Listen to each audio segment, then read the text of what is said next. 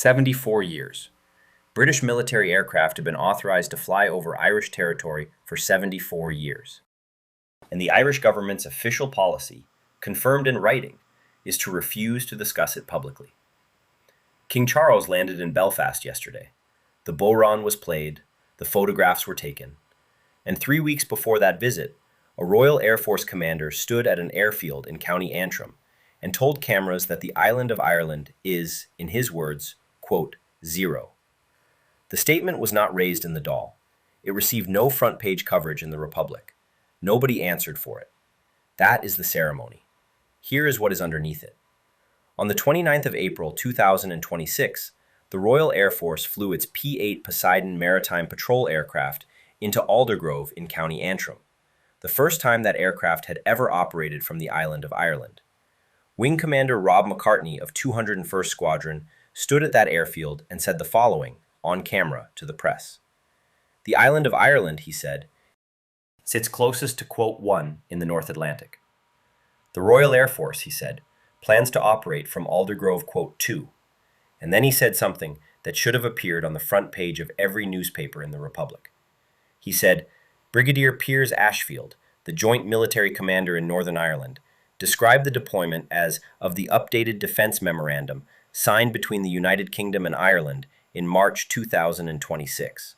A memorandum that was not debated in the Dáil, a memorandum that most Irish people have never heard of, signed, implemented, announced at an airfield, and met in Dublin with near total silence. The arrangement that Wing Commander McCartney was describing did not begin in March.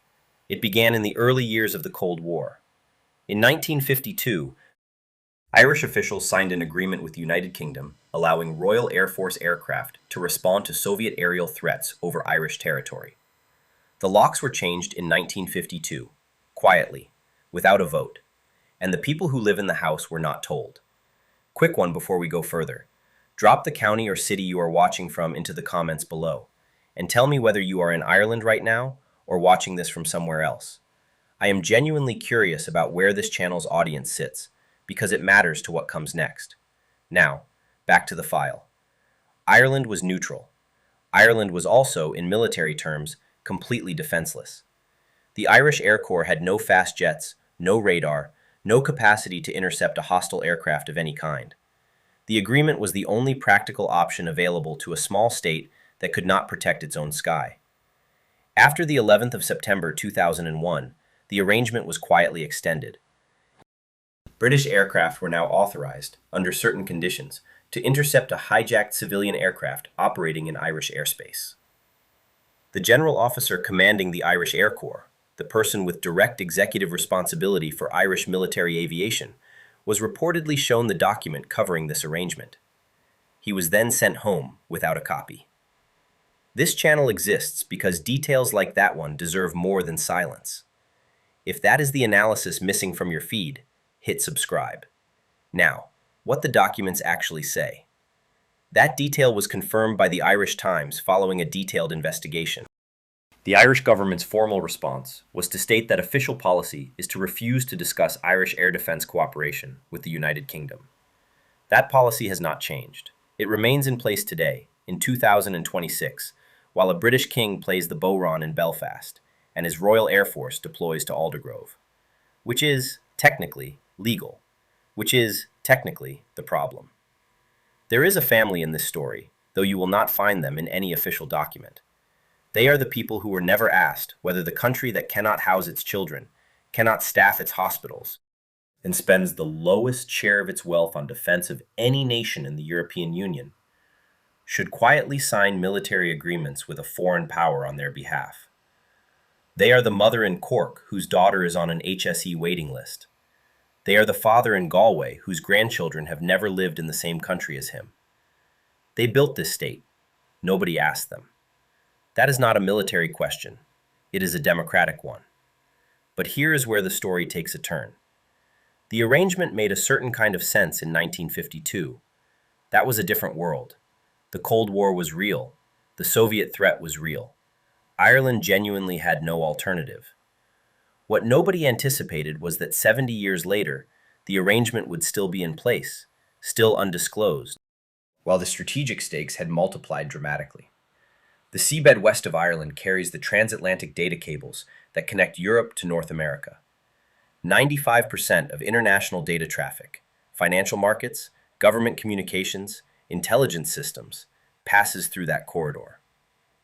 In November 2025, unidentified drones were tracked over Irish territorial waters near those cable routes.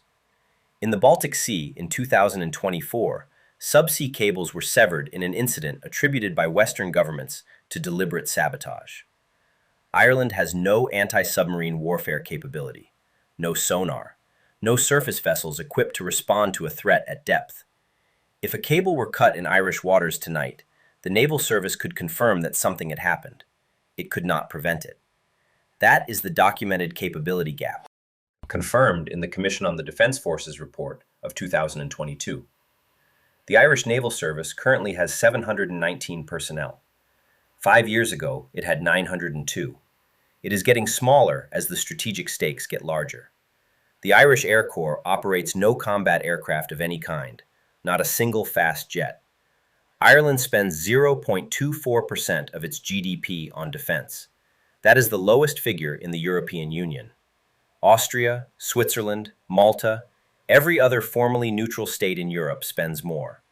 Switzerland spends almost 3 times that figure, precisely because it understands that credible neutrality requires the capacity to defend it. Everything we have just covered is the architecture, the framework of an arrangement built across 7 decades without a public debate, without a Dáil vote, without a referendum. But all of that is still abstract. Here is what it actually means for the island right now.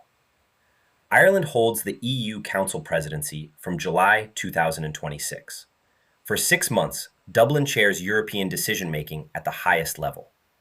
The government has confirmed it accelerated investment in counter-drone systems specifically because of that presidency period. During the most significant diplomatic moment in Ireland's recent history, the moment when Ireland sits at the head of the European table, Irish security is being supplemented by the United Kingdom, because Ireland cannot yet provide it independently. That is what the documents confirm. At the same time, the triple lock, Ireland's mechanism requiring a United Nations mandate, a government decision, and a Dáil vote before Irish troops can be deployed overseas in numbers, is now before the Oireachtas for reform. The government wants to remove the UN element. Remove it, and the decision to send Irish soldiers abroad moves from the United Nations chamber to a cabinet room in Dublin.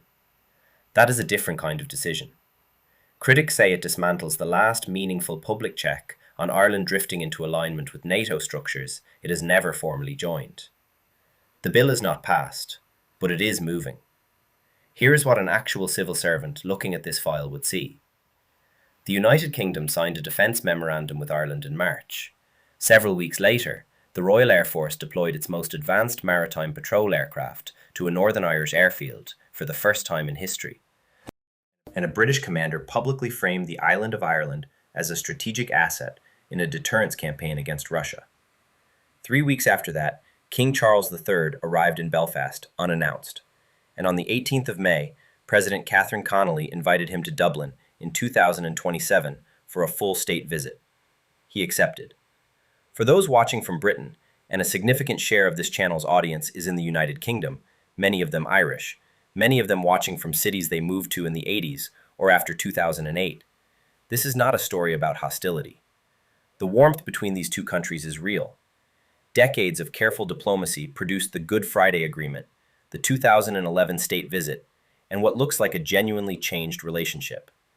The 2027 visit, when a British king walks into Dublin for only the second time since 1921, will be a significant moment. But warmth and structural dependency are not the same thing.